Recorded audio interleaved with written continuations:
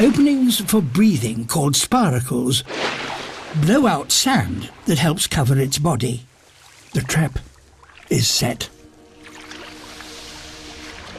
Staying close to the seabed is a good way to avoid most predators.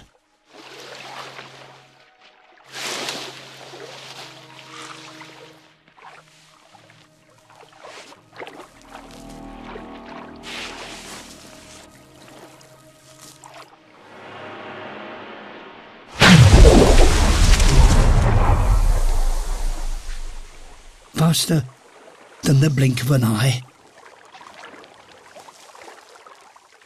But it's not over yet.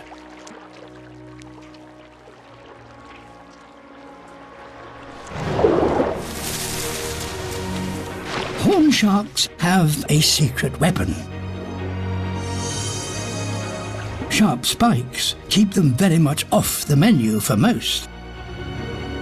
So this young horn shark can hunt in safety. For now.